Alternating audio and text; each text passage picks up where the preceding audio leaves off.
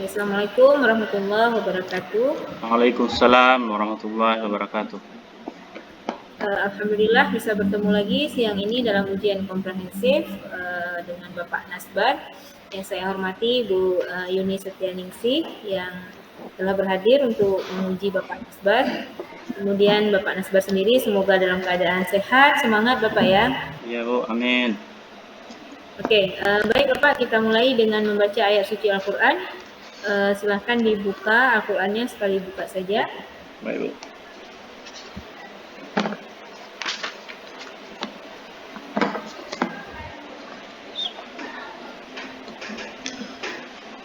أعوذ بالله من الشيطان الرجيم.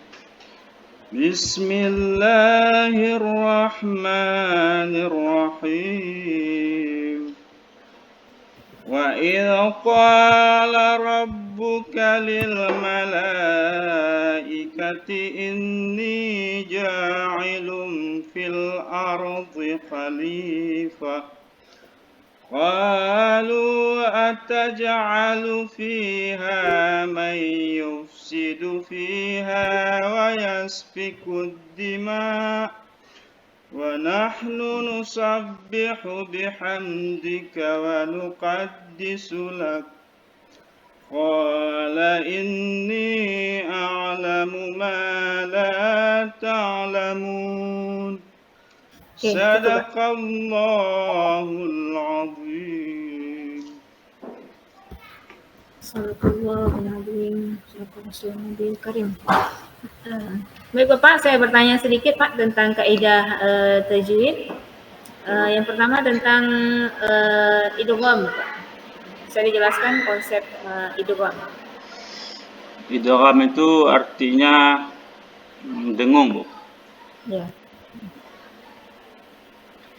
Ada berapa huruf idgham, pembagiannya beserta hukum bacaannya? Pembagian huruf idgham itu ada dua, yaitu idgham bi gunnah, yaitu idgham dengan dengung, kemudian idgham bil gunnah, idgham dengan tidak dengung. Kalau idgham bi gunnah hurufnya min, nun, waw, ya. Kalau idgham bil gunnah hurufnya lam, ra. Ya, bagaimana cara kita membacanya, Pak? Membacanya dengan memasukkan nun mati ke salah satu huruf idgham yang 4 tadi kalau idgham bi gunnah dengan dengung. Kalau bila gunnah? Kalau idgham bil gunnah memasukkan nun mati apabila nun mati bertemu dengan lam, ra, hukum bacaannya tidak dengung. Oke. Ada kertas Bapak di samping? Ada Bu. Coba Bapak kita tulis ayat Al-Quran. Tabbat yada abi lahabil wa tab. Surat ayat pertama surah Al-Lahab ya.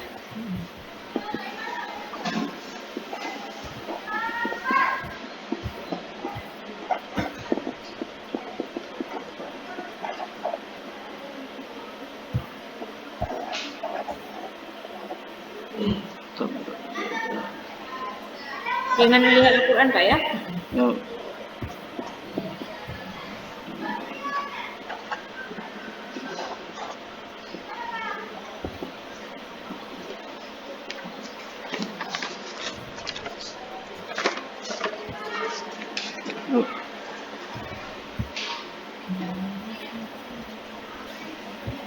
Udah siap ya? Tabbat yada. Coba Pak atas lagi. Tabbat yada abi lahabil wa tab.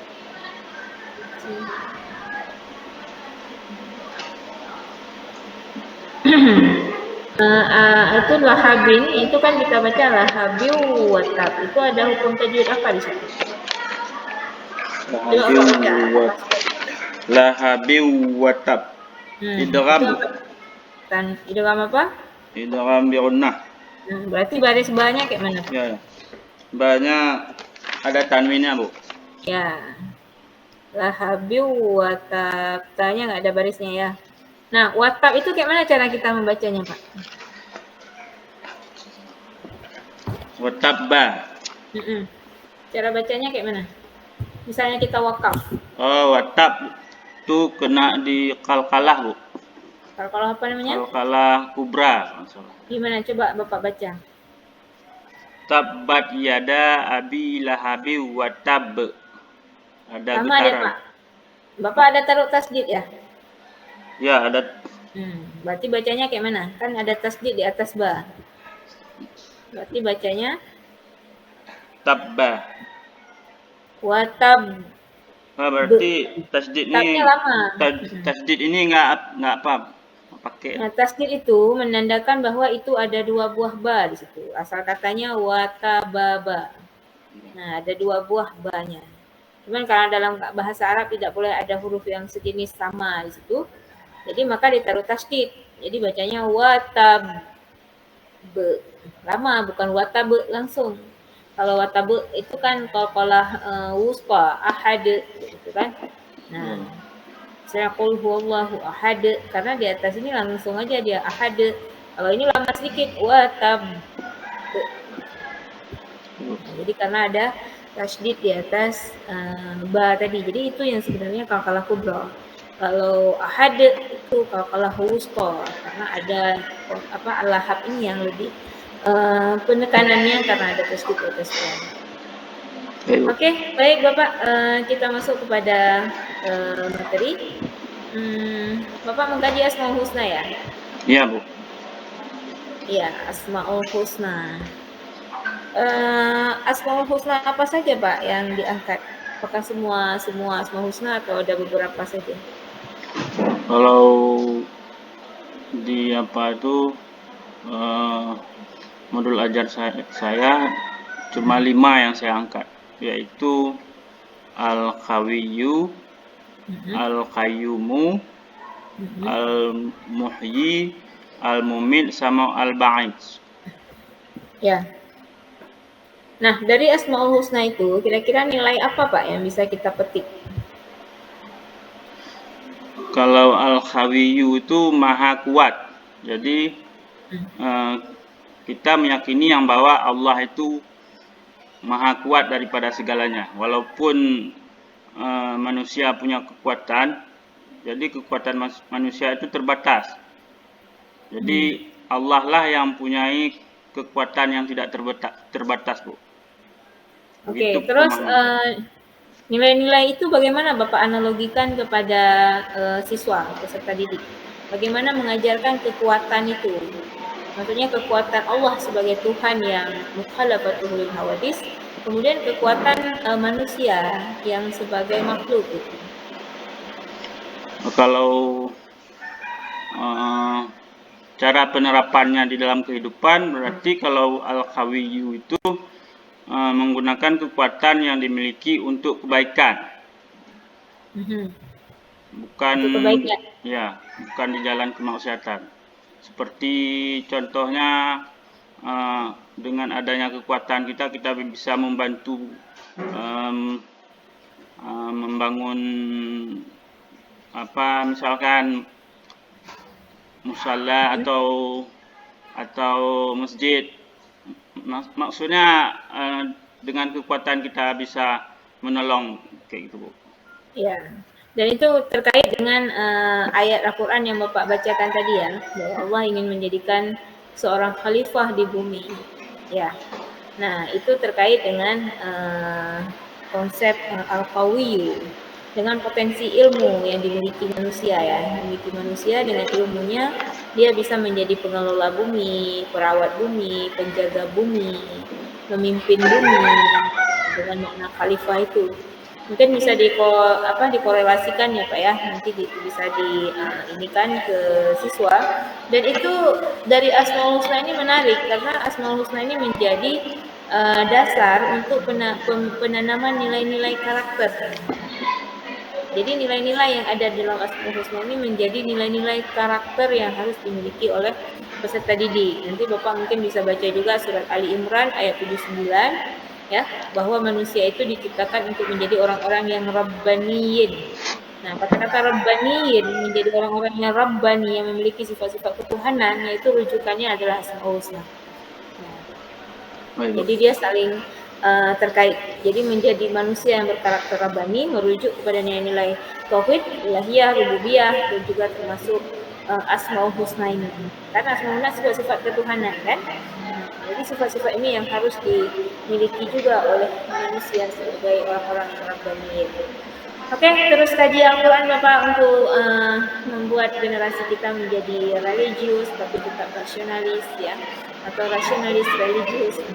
Baik, Bu. Jadi demikian dari saya Bu Yuni. Waktu dan tempat kita persilakan Ibu Yuni untuk menguji pedagogik lainnya. Baik, Bu. Ya, baik, terima kasih Bu Suryana ya. Pak Nasbar ya. Ya, Bu. Nah, ini saya terkait dengan pembelajaran ya Pak, terkait dengan modul ajar, terkait dengan PPRA dan juga PTK ya. Pak, terkait dengan modul ajar Pak ya. Ini kalau boleh saya ini tolong dijelaskan secara ringkas Bapak, apa perbedaan antara TP, ATP mungkin ya, kemudian ada istilah KKTP, itu perbedaan istilah-istilah itu seperti apa? TP ya, Bu. Nah, ada TP, ATP, KKTP, itu yang saya ini. Apa kira-kira perbedaan antara ketiga istilah? Kalau TP itu tujuan pembelajaran pada satu mata pelajaran. Setelahnya bagaimana pembelajaran kita jadi menarik. Jadi sudah tentu kita ada membuat alur pembelajaran tersebut. Kemudian capaian pembelajaran CP itu serangkaian kompetensi atau keahlian yang harus dikuasai oleh peserta didik dalam pembelajaran. Kemudian kalau KTP, ATP-nya seperti apa? ATP, KKTP. Kalau KKTP-nya dulu Bu ya. Ya, KKTP-nya kriteria ketercapaian pembelajaran. Kalau yang yaitu kriteria yang menunjukkan bahwa peserta didik sudah mencapai kompetensi tertentu. Baik Pak, sekolah Bapak sudah menerapkan kurikulum Merdeka? Kalau penerapan secara semuanya enggak juga Bu, cuma sedikit-sedikit sudah ada. Fase berapa yang sedang menerapkan? Fase B Bu. Fase B. Bapak ngajar di SMA? Di SMP, SD Bu. SD, baik SD ya. Nah, kemudian Pak, kan dalam kurikulum Merdeka itu juga ada di modul ajar itu kan ada istilah pertanyaan pemantik ya Pak ya. Apa yang dimaksud dengan pertanyaan pemantik Pak? Pertanyaan pemantik itu pertanyaan yang bertujuan untuk menumbuhkan rasa ingin tahu dan kemampuan berpikir kritis dari peserta didik. Nah, contohnya Pak? Contohnya, misal apa yang membuat sebuah cerpen menarik untuk dibaca, misal. Kalau mereka tidak bisa menjawabnya? Itulah kita terangkan bagaimana alurnya sampai peserta didik tersebut mengerti. Baik. Terkait dengan modul project ya Pak ya, itu P5 atau PPRA ya. Profil apa yang Bapak ingin kembangkan pada siswa pada project tersebut? Profil yang saya kembangkan di situ yang pastinya beriman dan bertakwa kepada Allah Subhanahu wa taala. Kemudian bergotong royong, kemudian kreatif. Kalau bergotong royong bagaimana Pak? Bapak menilainya?